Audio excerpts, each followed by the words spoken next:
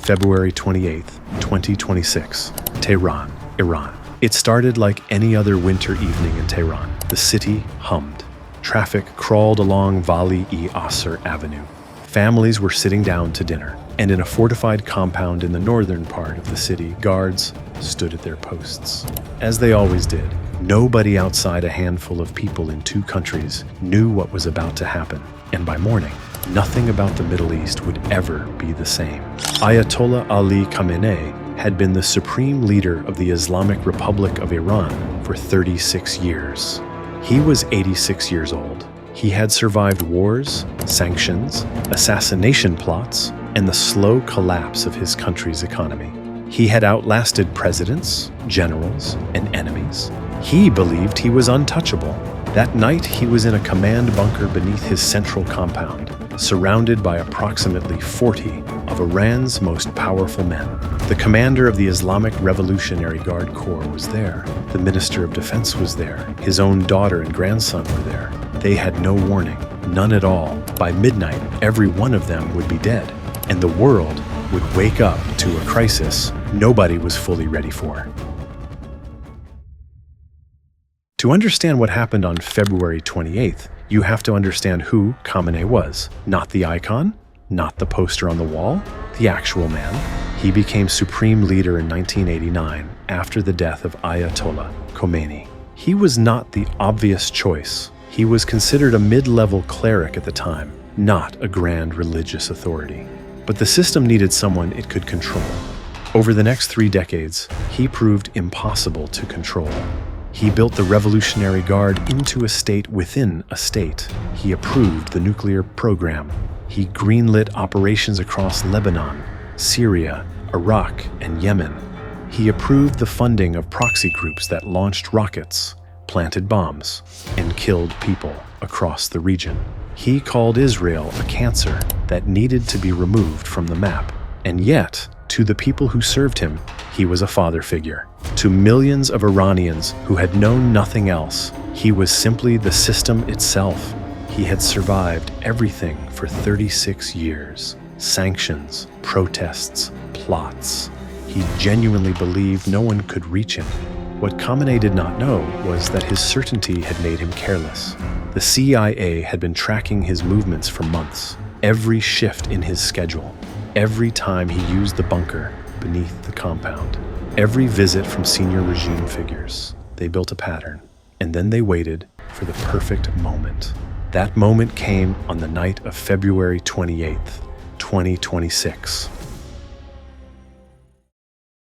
February 28th, 2026, 11:47 p.m. local time. The operation had a name, Epic Fury. It was the kind of name that sounds dramatic until you understand what it actually involved. Then it sounds like an understatement. Israeli Air Force jets had been in the air for hours flying routes designed to avoid Iranian radar detection. American satellites had confirmed Khamenei's location in the bunker 40 minutes before the strike window opened. CIA signals intelligence had confirmed the presence of dozens of senior officials inside the compound. The window was short, maybe 20 minutes. The strikes began at 11:47 p.m. Tehran time. Multiple precision munitions hit the compound in a sequence designed to destroy the bunker structure itself. Not just the surface buildings, the bunker, the walls, the reinforced ceiling. Satellite imagery taken the following morning showed that the main residence and the surrounding infrastructure had been, as one report described it, pulverized. That was the word used, pulverized. Approximately 40 senior Iranian officials were killed alongside Khamenei, including the commander of the IRGC and the Minister of Defense. Members of his immediate family, his daughter and grandson, also died in the strike. The scale of it was staggering.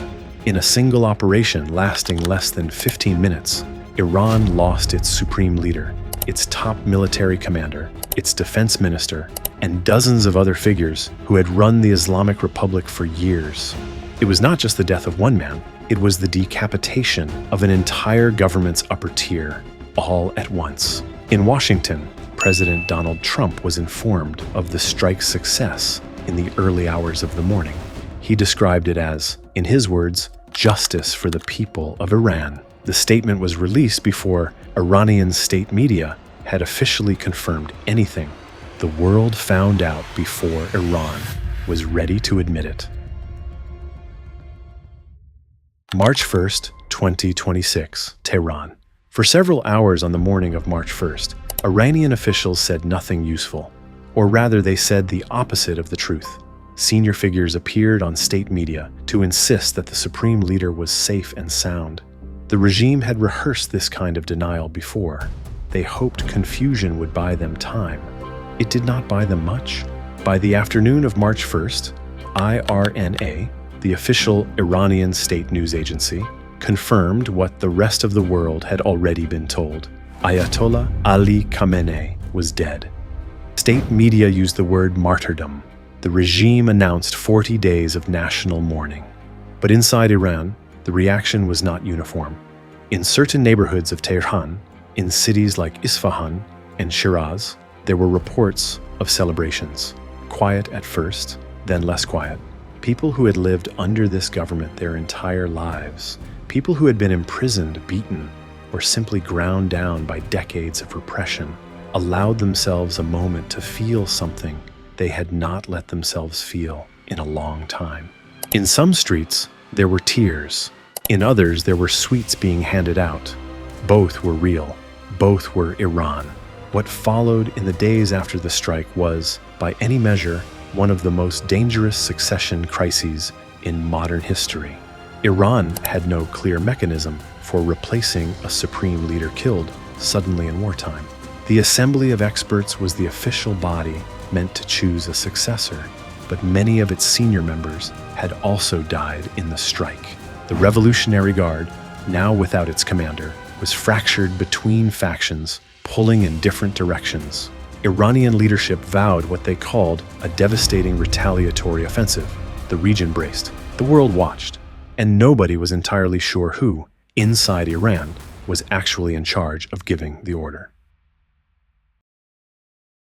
There is a version of this story that is simple. A dangerous man was killed by a military strike. A threat was neutralized. Justice was served. That version is not wrong. It is just incomplete. Khamenei spent 36 years building a system designed to survive him. He wrote speeches about martyrdom.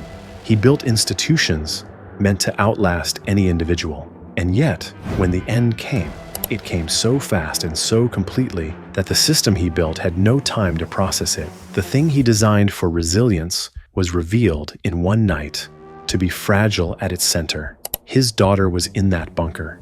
His grandson was in that bunker. Whatever judgment you make about the choices Khamenei made in his life, those two people did not make those choices, and they are gone. That is a fact this story carries with it, uncomfortably, whether we name it or not. The 40 officials who died alongside him had families too. Some of them were architects of genuine suffering. Some of them were simply men who had risen through a system and done what the system asked. The strike did not distinguish between them. It rarely does. The question a strike like this always leaves behind is not whether it changed things. It clearly did. The question is what it changed things into. As of March 2026, Iran remains in a state of deep internal crisis. No successor has been formally confirmed. The Revolutionary Guard is navigating a power struggle that nobody fully understands from the outside. The region is tense in ways that intelligence agencies are working around the clock to manage. The 40 days of national mourning are not over. What is clear is this: for 36 years, one man's will shaped the lives of 90 million people. He built a state in his image. He made it almost impossible to imagine Iran without him. And then, in 15 minutes over one winter night, that certainty was erased entirely. History is full of moments where everything seems permanent until it isn't, where systems that felt unbreakable reveal their fractures all at once. This is one of those moments. The fractures are real. The consequences are still being written. And somewhere in Tehran, in the rubble where a compound used to stand, the answer to what comes next is still being decided by people whose names most of the world does not yet know.